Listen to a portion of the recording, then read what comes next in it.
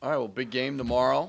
Obviously, to beat Maryland on the road by the margin that we did was terrific under the circumstances. They were playing for a lot. We were playing for a lot, and that was a big win.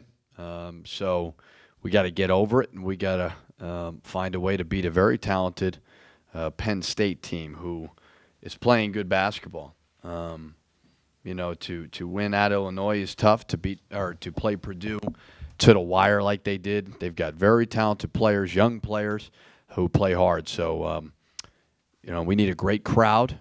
We can't take, Penn State for granted. I know we're not doing that. The players aren't doing that. So it's a terrific opportunity that's in front of us.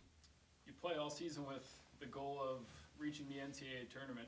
Now that it appears you have done enough to solidify your resume, how does it change things with the guys? You still have games left, but that goal isn't quite there yet. It's an accomplishment that we're proud of, we're excited about, but we've got a lot of season left and a lot of great opportunities in front of us. So it is nice that we don't have to necessarily play under the cloud of, the bubble talk, this and that. But with that being said, there's still things that we can be playing for. Top 4 seed, double bye in a conference tournament is huge. NCAA tournament seeding every game that you win, you improve that. So, we were really, really excited, and I was really proud of our guys to do what we did, to bounce back like we've bounced back is huge. It's a great story, but that's irrelevant tomorrow at 2 o'clock. Sort of obvious, but how helpful would a double bye, do you think, be in a conference tournament? Yeah, the goal is to win the tournament, right? So, if you can find a way to get a double bye, put you in a great spot. But other than that, I don't know. We just got to focus on beating Penn State. I think that's the biggest thing. What's the secret to playing well at this time of the year? I know, historically, before you got here, this team didn't necessarily play its best basketball at the end of the Big Ten season, but what do you think is the key to that? I don't think history has anything to do with this team. So historically, that doesn't really factor into our locker room. But I don't know. We just keep coaching them to the best of our ability. And you always hope you're playing your best basketball in February. Every team that I've been a part of, we harp on that. Fortunately, we are. But Penn State's gotten a lot better as well. So it's just a matter of getting better offensively, defensively, rebounding the ball, playing confidently, all those things. And, luckily we're doing it right now. When you say that this is the most selfless team you've been around, so more selfless than any of those Louisville and Florida teams, and what makes this team so selfless? It is the most selfless team I've been around. And I think when you have the returners that we had who got beaten up as badly as they did, and again, I'm not criticizing people for beating us up, but they did. And, when you have a bad year and you have to sit on that and, you just don't have a lot of people in your corner, you can't have an ego. It's impossible, right? And then, so it came down to just being all about winning. And then the newcomers that we brought in, the 6 new guys, Devontae included, with the 3 transfers, Keem is a terrific leader. Reggie just wants to win. Devontae just wants to be a part of a winning team. And then the freshmen have all set the tone. So I just think individually that they've been like that. And collectively, it's just been a group that truly does not care about anything else but winning. I think it was evident versus Maryland. Akeem was playing great, but Dupree was playing a little bit better. And Akeem doesn't know a lot of the other positions, so we had to put him on the bench, and he was the most vocal guy in the locker room after the game. I didn't know the camera was in the locker room. Dan didn't even tell me. So luckily I didn't swear or say anything, but all of a sudden I turned and I saw a camera there. So it just showed. But Akeem, they all just truly want to win. Not to go too negative, but used to it with you. Penn State road game, your worst of the season, maybe? At Michigan State was way worse. We had no chance of winning. But, yeah, I don't want to take away from Penn State. because I have a lot of respect for Penn State. But we really did not play well. We had 20 turnovers. We didn't execute. We were not confident. So, I think we're much better, but I think Penn State's much better as well. But, yeah, that was not a game. I went back and watched, and that was not an enjoyable experience. Where do you think the team's grown the most since that game? Mentally tougher.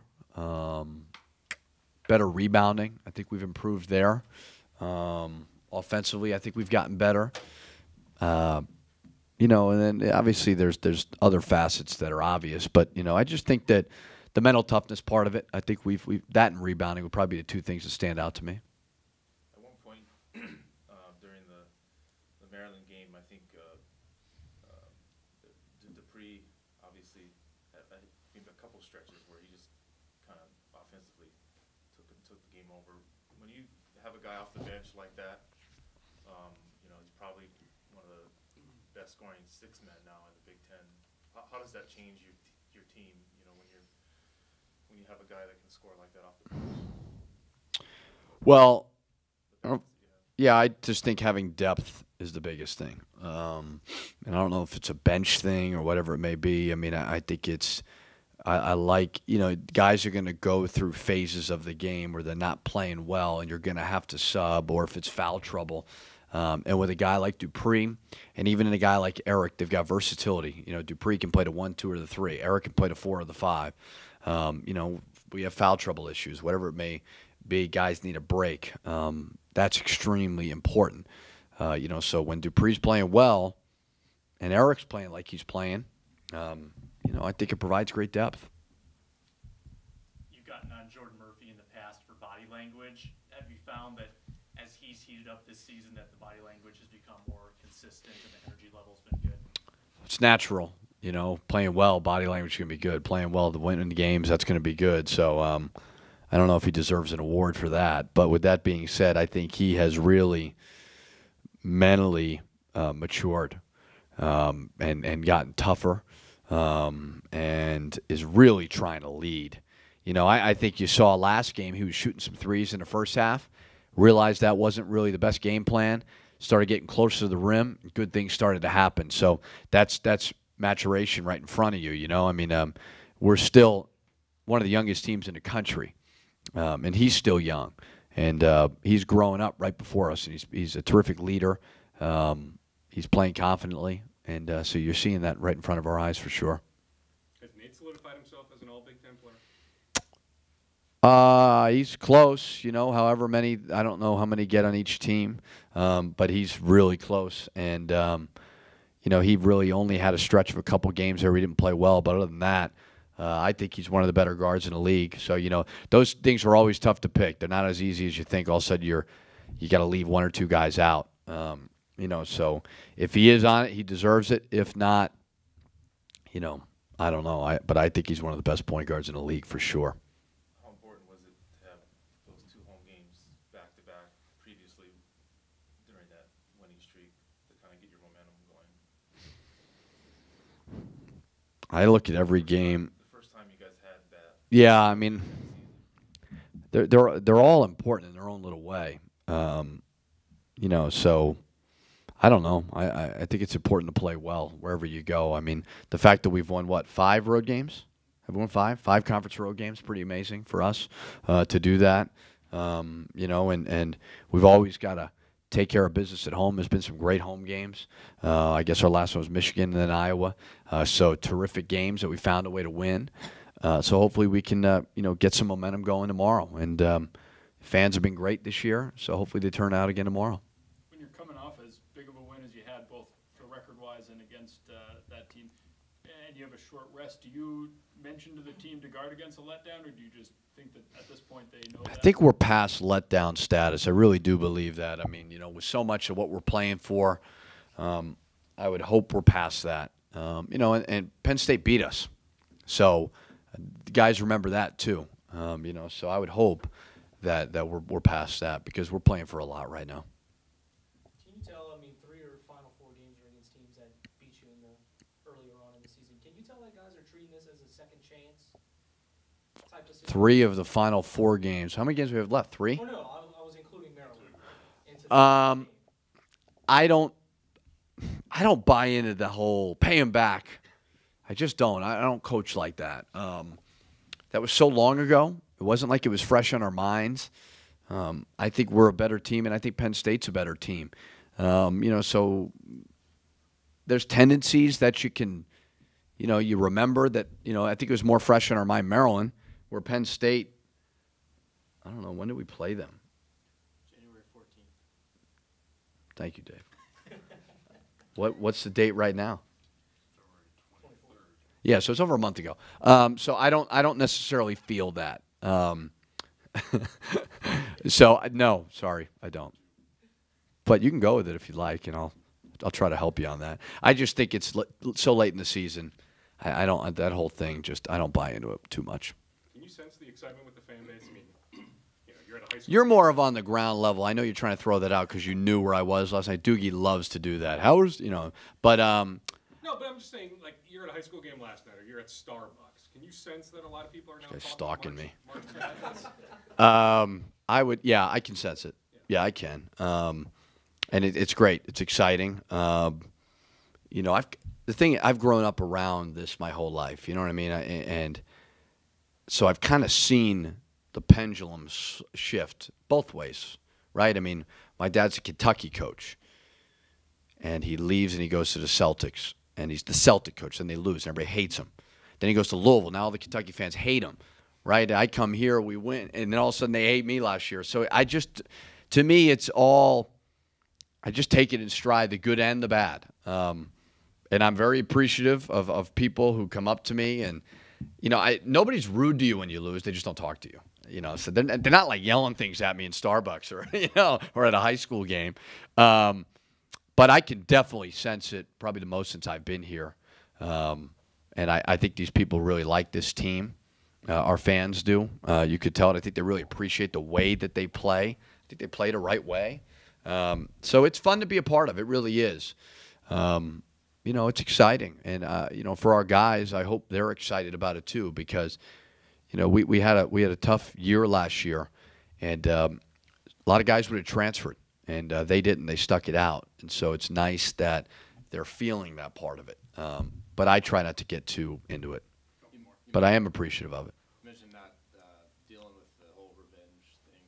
Do you think there are a lot of things in like basketball or even sports that you sort of reject, like overhyped kind of things? I don't know if it's media or fan driven, but